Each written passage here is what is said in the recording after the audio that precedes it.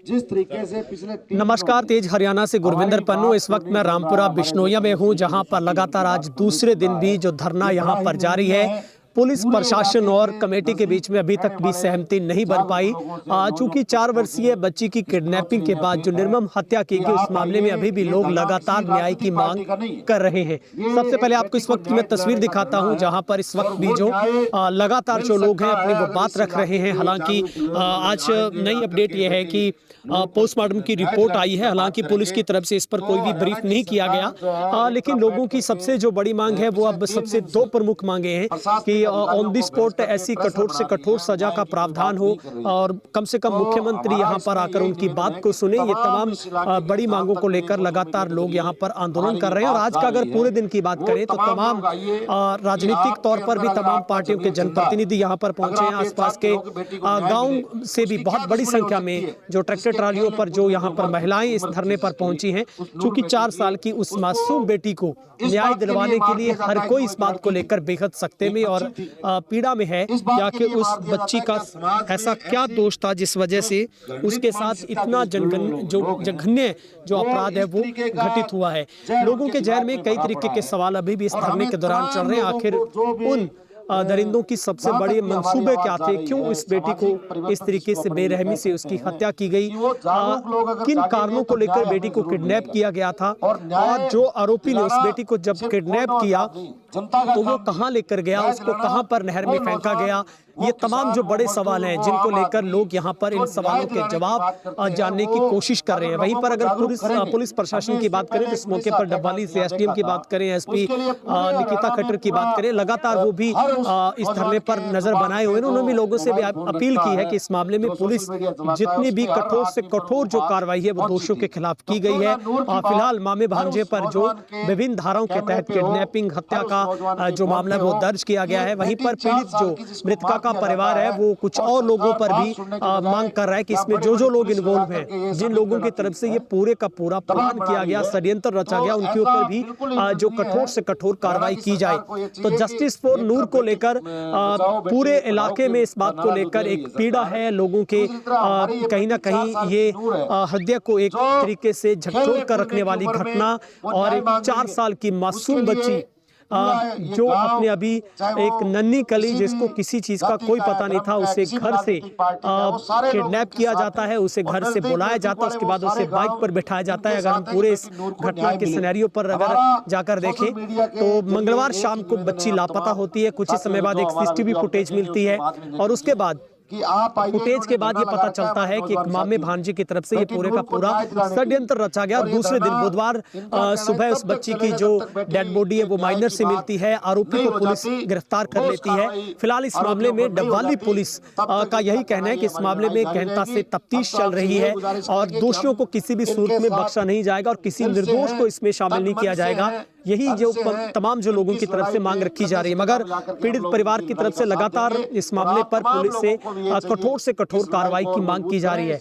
आज के धरने की बात करें तो इसमें तमाम जनप्रतिनिधि पहुंचे हैं और आज भी यही मंच से ऐलान हुआ है कि कल से इस धरने को और बड़ा बल मिले। आसपास के लोग बड़ी संख्या में यहाँ पर पहुंचे ताकि इस बेटी को न्याय मिल सके।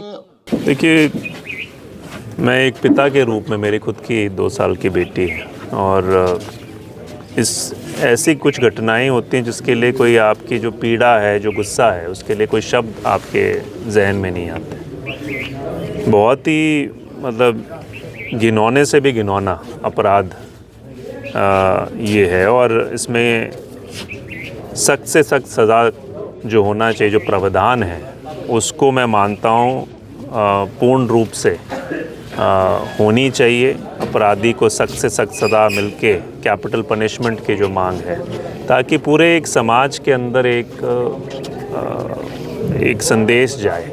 आपको ध्यान होगा निर्भया कांड हुआ था, उसके बाद पूरी एक जागृति आई थी पूरे देश के अंदर, जिस प्रकार से पूरा देश एक साथ खड़ा हुआ था। आज मैं मानता हूँ उसी तरह की भावना हमारे समाज में यहाँ पर है और आवश्यकता है कि सरकार केवल और केवल ये नारों तक ना रहे कि बेटी बचाओ।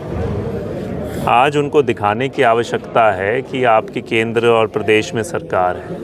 आज विधानसभा का सत्र चल रहा है मुख्यमंत्री महोदय को वहाँ से एक संदेश देना चाहिए कि भी हम एक सख्त कानून लेके आने जा रहे हैं और इस सत्र के अंदर अंदर उस कानून को लाएंगे जिसके अंतर्गत कि भी कोई भी आने वाले समय में इस तरह का जो जो प्रक्रिया है उसको और कैसे तीव्र गति से कर सकते हैं, उस प्रावधान को सुनिश्चित करने का काम मैं मानता हूँ सरकार को करना चाहिए। न्याय मिलना चाहिए पीड़ित परिवार को। और मैं अपनी संवेदनाएं परिवार के साथ, पूरा जो गांव के लोग हैं, समाज के लोग हैं, उनके साथ अपनी संवेदनाएं जोड़ते हुए आज यहाँ पर बीच में आया और जो इनका संघर्ष है उनके साथ हम जहाँ तक होगा उसके साथ पूरी तरीके से मजबूती से खड़े रहेंगे, साथ चलेंगे, ताकि आने वाले समय में कोई भी ऐसी घटना हमारे समाज में होने से पहले कोई भी व्यक्ति जो हो, जो इस तरह की प्रवृत्ति का हो, उसको उसकी रूह कांप जाए। मैं मानता हूँ इस तरह का एक सज़ा यहाँ पर मिलनी चाहिए।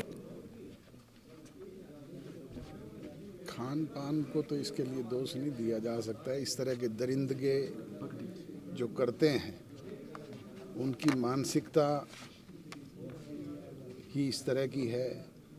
ये लोग इस तरह की घटनाओं को अंजाम देते हैं। अब 4 साल की बच्ची के साथ, जिसको ये भी नहीं पता कि तेरे माँ बाप के अलावा तेरे और रिलेशन में कौन लोग हैं, उसके साथ इस तरह की दुखदाई घटना को घटित करने वाले आदमी को तो तुरंत सख्त से सख्त सज़ा, फांसी की सज़ा दी जाए और फांसी भी सार्वजनिक तौर पे हो ताकि दूसरे लोगों को भी इससे नसीहत मिले। तो सर, आज विधानसभा का सेशन भी है। हम तो विधानसभा के अंदर हमारे सदस्य तो नहीं है, पर जो मेन अपोजिशन है कांग्रेस और दूसरे राजनीतिक दल, उनको सरकार को इस बात के लिए विवश करना चाहिए कि वो सख्त से सख्त इसके लिए कानून बनाए और जो दोषी लोग हैं उनको सख्त से सख्त सज़ा मिले। सरकार तुरंत इस पे IPS ऑफिसर लेवल के अधिकारी से इसकी सारी जांच करवाए और निर्दोषों को न्याय मिले। जो पीड़ित परिवार है उसको, आज बच्ची की अकेली माँ किस तरीके से बिलख के रो रही है, उसके साथ इंसाफ हो। और वो नहीं, सारा गांव इनसे दुखी है। ऐसे आदमी को तुरंत सरकार उसकी प्रॉपर्टी को, जिस तरीके से उत्तर प्रदेश में सरकार एक्शन लेती है, इस तरीके से यहाँ एक्शन ले, इसकी प्रॉपर्टी को कुड़क करे, उसे साले को तबाह करे और उनको सख्त से सख्त सज़ा दे। कहीं ना कहीं सर कोर्ट भी है जो सख्त रुख नहीं अपनाती है। पीछे अम्बाड़ा में भी एक कांड हुआ था जहाँ पर आरोपियों को घुमाया गया था और उस पर SP और मंत्री के खिलाफ भी नोटिस निकाल दिए गए। किसको घुमाया गया था, आपको ये पता है क्या? जो लड़की के साथ छेड़छाड़ की थी उन आरोपियों को घुमाया गया। जेल से निकाल के, और जो जेल के अंदर मुजरिम थे जो ऑलरेडी सज़ा याफ्ता है, उनको निकाल के उनके सिर मुंडवा के उनको सड़कों पे घुमाने से थोड़ा ही है। जो दोषी हैं, जिन्होंने तुरंत ऐसा एक काम किया है, उन लोगों को सजा दे। DGP हरियाणा प्रदेश के जो हैं वो इस तरह की बयानबाजी करते हैं। कभी कहते हैं बुलेट वाले गुंडे हैं और कभी कहते हैं थार वाले गुंडे हैं। अरे किसी सवारी के ऊपर चलने वाले गुंडे थोड़े ही होते हैं। गुंडा तो जिनकी प्रवृत्ति इस तरह की है गुंडागर्दी की, जो बैड एलिमेंट्स हैं, उन लोगों को सजा दो।